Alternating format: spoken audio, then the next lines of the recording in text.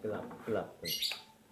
Oke cuy, kita sekarang bakalan di video kali ini kita bakalan membahas lagi sebuah bukan berita bukan video, berita soal Aceh kan ya, soal Aceh yang katanya bukan negara dari bagian NKRI coy, atau Indonesia gitu. Banyak orang yang viral, bang ini apa sih, nah, jadi kalian yang belum baru gabung ya mungkin, aduh gimana ya maksudku tuh, terus lah kita langsung ke openingnya aja lah, let's go. Yo, halo Menka, balik lagi bareng nama gue Taruna. I like your Skechers, you like me my Gucci shoes.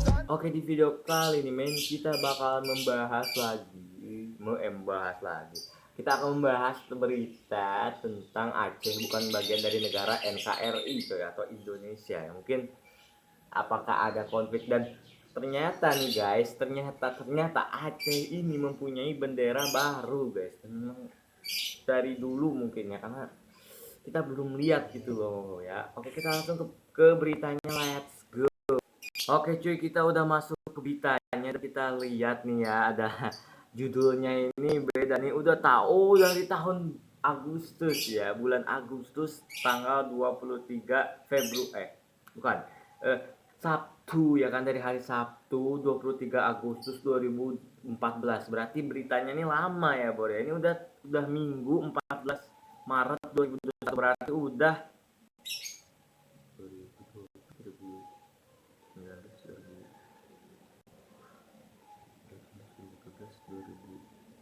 pokoknya kalian hitung sendiri aja deh, pusing saya lama-lama.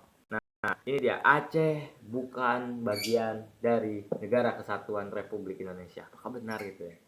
Nah, terus oleh Hasan Basri, sekilas itu di atas terkesan mengada-ngada sebab semua orang tahu bahwa Aceh pernah menjadi daerah modal bagi kemerdekaan Indonesia ya kan tuh, yang beberapa hari lalu baru saja kita memperingati hari ulang tahunnya yang ke-69 dalam segala proses kelahiran Republik Indonesia.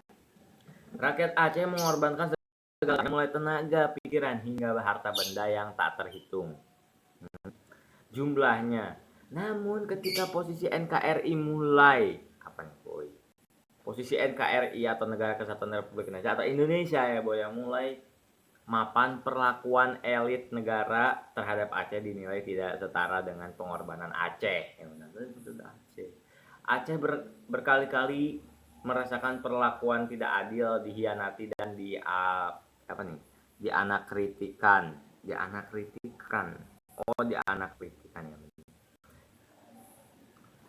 Baru-baru ini mencuat dua bentuk perlakuan tidak adil ya Bor ya, perlakuan tidak adil terhadap Aceh. Yang pertama dirasakan elit pemerintahan Aceh. Elit pemerintahan Aceh apaan Bor ya? Dan kedua menimpa rakyat kecil. Wah, secara mengejutkan Gubernur Aceh Zaini Abdullah menyatakan bahwa pemerintah pusat mengingkari komitmen yang telah disepakati oleh MOU Helsinki dengan mengabaikan tuntutan pemerintah Aceh seperti isi butir-butir mau Helsinki. Kendati usia perdamaian Aceh sudah 9 tahun. Berarti udah lama ya buat Indonesia mungkin ya. Terus menurut Zaini setidaknya ada 3 butir MOU yang diabaikan pusat, yakni pembentukan pengadilan HAM, pembentukan komisi penyelesaian klaim dan kebenaran dan rekonsiliasi KRR ya, serta beberapa turunan UU PA dalam bentuk Perpres dan peraturan pemerintah. Nah, katanya nih, kalau turunan UU PA ini tidak turun, maka saya khawatir rakyat Aceh akan bangkit untuk melawan ketidakadilan pemerintah pusat. Secara mencatat bahwa setiap ketidakadilan bagi Aceh, rakyatnya akan melawan untuk menjaga harkat dan marwah ke Acehnya. Uzar Zaini yang mantan Menlu Gam ini. Serambi. Oh. Fenomenal menyedihkan nih guys, fenomenal menyedihkan.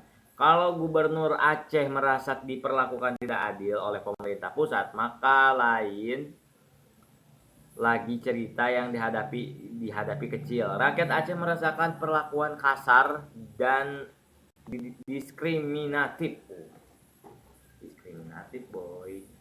Oleh negara tetangga atau Sumatera Utara ya mungkin ya. Sedikitnya ada 2 fenomena menyedihkan terus yang menimpa rakyat Aceh karena melancong ke Sumut. Terus, pertama, mobil pribadi plat BL kerap mendapat perlakuan diskriminatif oleh aparat kepolisian di wilayah perbatasan Sumut Aceh. Wow. Langsung disita mobilnya ya. Berbagai alasan dicari agar pemilik kendaraan berplat BL dapat diperas. Jika tidak menemukan adanya pelanggaran lalu lintas, maka kaca film segitiga pengaman racun api hingga kotak P3K menjadi alasan untuk memeras warga. Terus pemilik kendaraan berplat BL mulai resah menjelang memasuki gerbang perbatasan dengan Sumut atau Sumatera Utara. Jantung mereka khawatir terjaring razia kasus plat BL. Plat BL tuh siapa aja yang masuk gitu. Kalau ada yang berplat itu boleh masuk gitu loh. Pedagang aksesoris mobil di Kuala Simpang memanfaatkan fenomena ini sebagai peluang bisnis. Nggak ngerti gue sumpah. Dengan menyediakan fasilitas ekstra bagi kendaraan roda 4, semoga persoalan ini dapat segera dinormalkan agar tidak menakutkan laksana perbatasan Palestina dan Israel. Ada Palestinanya ada Palestinanya gitu kan. Beneran gue sumpah nggak ngerti ini apaan sih berita gitu kan. Pemerasan gaya preman oleh oknum aparat negara ini sudah sangat meresahkan dan pernah beberapa kali diangkat oleh media massa. Kapolda Aceh pernah berjanji akan membahas masalah ini dengan Polda Sumut. Namun persoalan ini terus berlanjut seakan ada pembicaraan kali ya. Rakyat Aceh pun pasrah dan menganggap negara mereka tidak peduli pada derita mereka. Kedua, bus berplat BL kerap menjadi sasaran pelemparan batu oleh manusia bejat di wilayah Sumut. Dilempar gitu lempar batu. Korban pun berjatuhan mulai sopir, penumpang dewasa hingga bayi dalam rombongan bus jurusan Banda Aceh Medan pun terpaksa memasang jeruji besi di bagian kaca depan untuk menahan serangan dadakan dari kegelapan malam. Dulu era konflik kendaraan bertopeng besi hanya bisa pada truk Kreo milik militer dalam bertempur, tapi kini terjadi pada kendaraan sipil. Jadi gitu guys. Aduh gua gak ngerti nih soalnya nih beritanya panjang banget ya. Kita langsung skip aja ya. Oke cuy, segitu aja video kali ini ya. Gua gak ngerti soalnya kenapa beritanya tuh agak panjang gitu loh. Jadi gue nggak bakal lama-lama rekamannya itu. Kalau lama gue bakal lemot lagi ya kan kalau misalkan ya. Oke, sekian dari gue, moga-moga video gue bermanfaat. Gue terima kasih ya kalian yang baru gabung, langsung saja klik tombol subscribe di bawah dan klik tombol loncengnya. Yang udah gabung, uang parkirnya tinggal di like dan komen aja. Oke, gue nggak ngerti sumpah, ini panjang banget beritanya ya. Oke, sekian dari gue, moga-moga video keempat. Jangan lupa di the next video lagi. Sampai jumpa, bye bye.